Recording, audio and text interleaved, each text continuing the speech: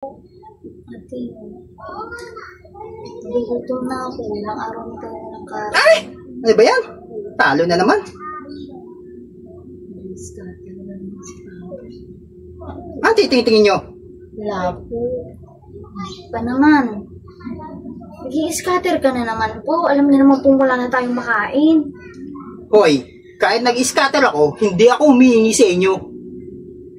Eh, ayun na nga pa eh. Alam niyo naman, sa inyo lang kami umaasa. Tapos ganyan pa gagawin niyo. Kaya nga puro kayo asa. Ang tatandaan nyo na. Maghanap tayo ng trabaho. Hindi yung puro kayo hingi, puro kayo hingi. Paano naman po kami makapaghanap ng trabaho? Wala pa po kaming pangkuha ng requirements. Ay nako, maghanap kayo kung saan kayo makakakuha. Hindi yung puro sa akin na lang. Pa naman.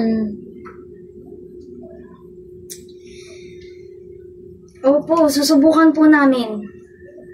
Maghanap kami ng mauutangan po para kumuha ng requirements. Ito, talo na nga ang tao hihingi pa. Sige po, magta-try na lang po ko sa mga kapitbahay natin.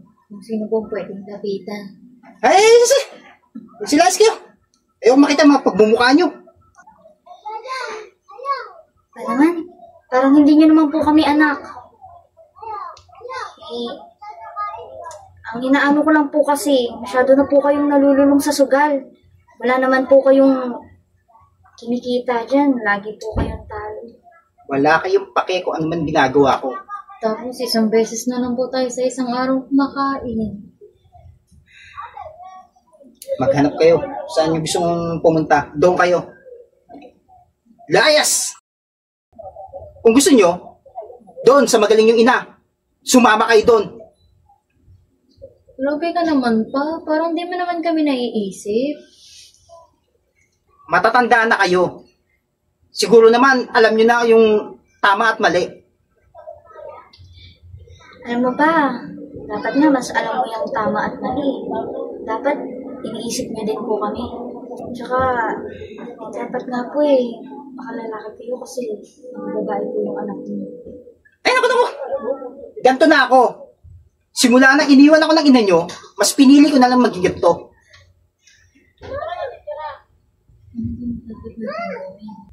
Ano bang dapat natin gawin? Ay, naku. Ako dyan kay Papa. Hindi ko na din alam saan ako lalapit. Tutulungan naman kita, ate. Huwag mag-alala. Tutulungan naman tayong dalawa. Kasi mukhang wala namang pakialam sa atin si Papa. Kung ayaw nyo umalis, ako na lang aalis. Total, talo na naman ako sa sugal. Lalabas lang ako at mangungutang na naman ako sa kapitbahay para makapaglaro ako. Hindi kagaya nyo, puro kayo asa. Saan ka naman pa kukuha ng pambayad ng uutangin mo? Wala kayong pakialam kung saan ako kukuha ng pambayad. Pa, lubog na nga tayo sa utang eh. Uutang ka na naman. Ay nako, nakakailita kayo. Ako na lang aalis. May walang ka dyan.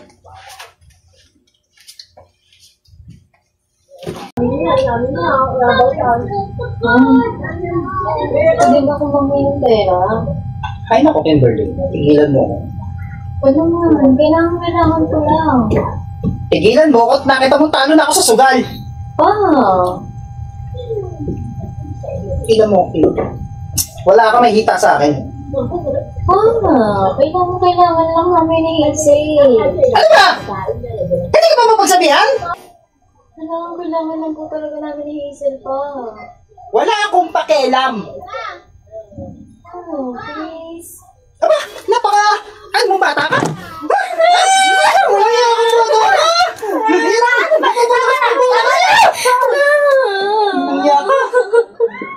Ano naman?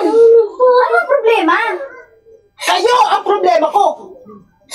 Kailangan lang po naman namin eh. Pa naman? Anak mo kami! Ba't mo kami ginaganito?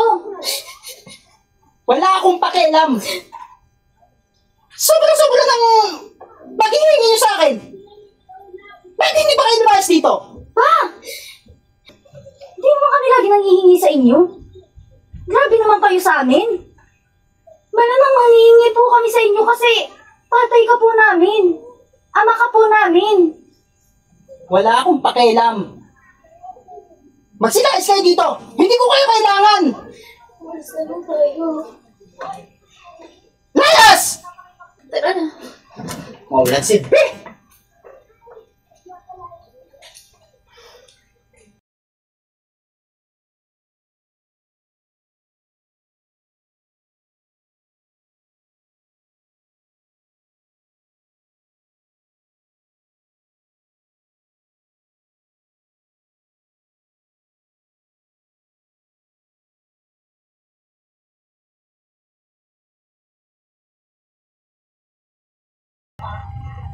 Hello? Rio? Pwede ba akong mangutang ng pera sa'yo? Gusto ko lang kasi hanapin yung mga anak ko eh.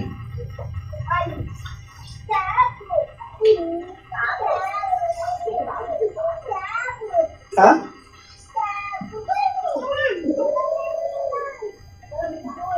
Inuwan na kasi nila ako. Kaya gusto ko silang hanapin kasi nag-aalala ako sa kanila eh. Sana naman, mapahiram mo ako. Tsaka, ang dami kong bayaran dito sa bahay. Kailangan bayaran. Hello? Napahiram ako. Ate, tingnan mo, naka-nails ako. Oo, maganda, no? Maganda pa. Ha? Maganda pa. Oo. May gusto ko lang rin ko yung sa akin. Oo, nagpa-nails kasi ako, wala yun.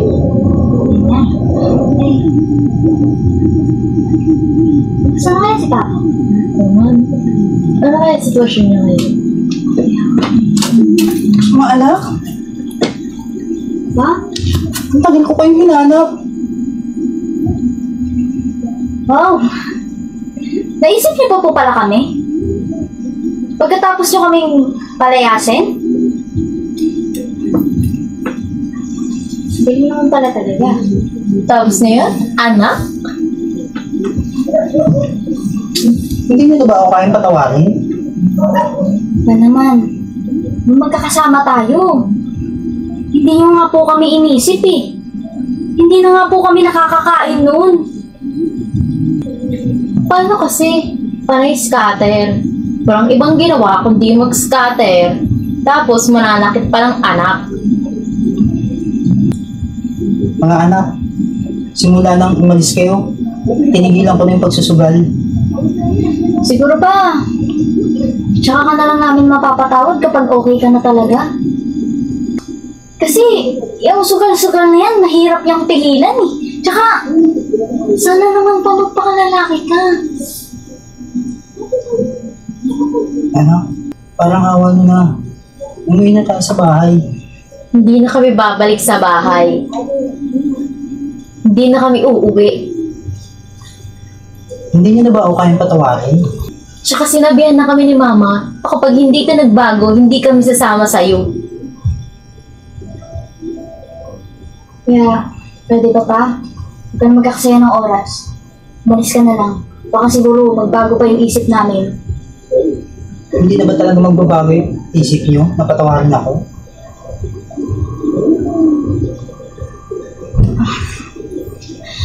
Pa, huwag na po kami makulit. Siguro mapapatawad na lang po namin kayo kapag okay na talaga kayo. Tsaka, okay na din naman kami dito eh. Napapakain kami ng ayos ng kapatid ni Mama. Naaalagaan kami ng ayos. Tsaka na siguro pa kapag kaya mo na din gawin sa amin yun.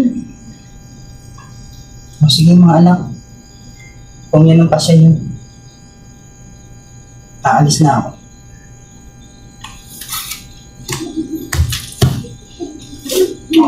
Na.